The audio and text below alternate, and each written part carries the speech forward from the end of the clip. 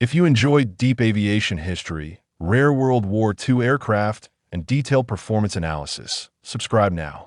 Many more large-scale aircraft profiles and expanded historical lists are coming soon. Danish aviation during World War II reflected the extreme limitations faced by a small, neutral nation confronted by sudden occupation. When Germany invaded Denmark in April 1940, the country possessed only a modest and largely obsolete air force. With minimal time to mobilize and strict political constraints, Danish pilots and aircraft saw very limited combat. Yet Denmark's aviation story remains an important example of how air power could be neutralized before it ever had the chance to fight. The Fokker WWII, Denmark's most modern fighter at the outbreak of war, reached around 286 miles per hour, weighed roughly 4,400 pounds, and had a range near 580 miles. Although capable and well-handling, Danish WWIIs were destroyed on the ground or captured before they could effectively oppose the German invasion. In other theaters, the type proved its worth, highlighting what Denmark lost through rapid occupation. The Gloucester Gauntlet, a biplane fighter flying at about 230 miles per hour, weighing approximately 3,700 pounds, and offering a range near 420 miles, served as Denmark's primary fighter during the late 1930s. By 1940, it was clearly obsolete, but its sturdy construction and good maneuverability made it suitable for training and air policing duties prior to the invasion. The Fokker Nimrod, a naval biplane fighter reaching around 234 miles per hour, weighing roughly 4,100 pounds and flying nearly 440 miles, equipped Denmark's naval air arm. Designed for carrier operations, it was adapted for coastal patrol and interception roles, though it stood little chance against modern German monoplanes. The Heinkel He-8, a floatplane reconnaissance aircraft flying at around 130 miles per hour, weighing approximately 3,200 pounds and offering a range of about 440 miles, served in Denmark's maritime patrol units. Its slow speed and light armament limited its survivability, but it was well suited for coastal observation missions in peacetime conditions. The Heinkel He-114, a more advanced reconnaissance floatplane, reached about 200 miles per hour, weighed roughly 6,200 pounds, and had a range near 900 miles. Operated in small numbers, it represented Denmark's attempt to modernize naval aviation before the war, though its impact was minimal due to the rapid occupation.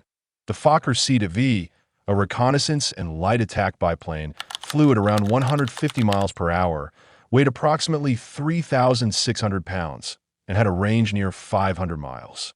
Widely used for training and observation, it was reliable and easy to maintain, but entirely unsuited for modern air combat by 1940.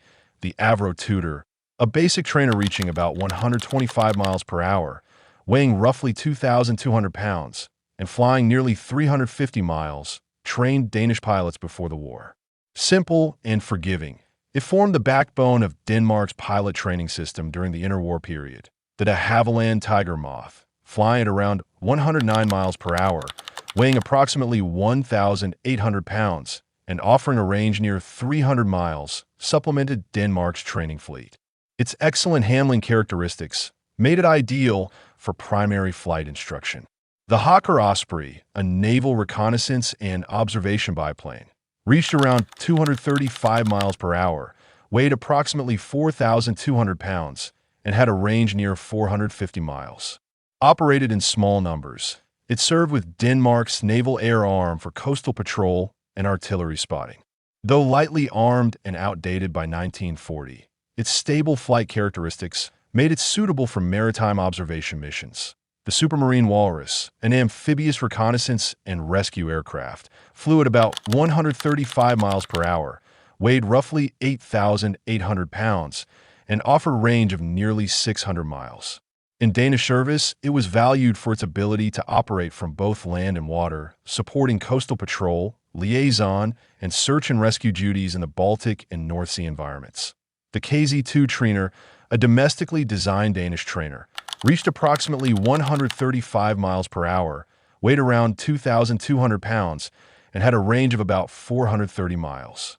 Developed by Skandinavisk Aero Industri (SI), it played an important role in training Danish pilots. Simple, economical, and reliable, it demonstrated Denmark's limited but capable aircraft design industry. The KZ-3 ambulance, a light utility and medical evacuation aircraft, flew at around 145 miles per hour, weighed roughly 2,700 pounds, and had a range near 500 miles. Another SAI design, it was optimized for short field operations and casualty evacuation. Though non-combat in nature, it proved highly practical and remained in service well after the war. The Fokker F.VII, a trimotor transport aircraft, reached about 120 miles per hour, weighed approximately 8,800 pounds, and offered a range of nearly 750 miles. Used by Denmark for transport, communications, and government duties, it provided reliable long-range capability despite its aging design and fixed landing gear. The Junkers W-34, an all-metal transport and utility aircraft, flew at around 165 miles per hour, weighed roughly 6,600 pounds, and had a range near 500 miles. Its robust construction and ability to operate from rough airfields made it ideal for transport, training, and liaison roles within occupied Denmark. The Havilland DH.89 Dragon Rapide, reaching about 157 miles per hour, weighing approximately 5,300 pounds, and flying nearly 570 miles, served in civilian and military liaison roles. Quiet, efficient, and reliable, it supported communication and transport tasks during a period when Denmark's aviation activity was tightly restricted. The Fokker C.X reached a maximum speed of around 235 miles per hour, weighed approximately 3,900 pounds, and had a range of about 560 miles. It featured a mixed construction of metal tubing, wood, and fabric, combining ruggedness with ease of maintenance, an important factor for air forces with limited industrial support. Powered by various engines, depending on the operator, it could be adapted to different operational needs and climates.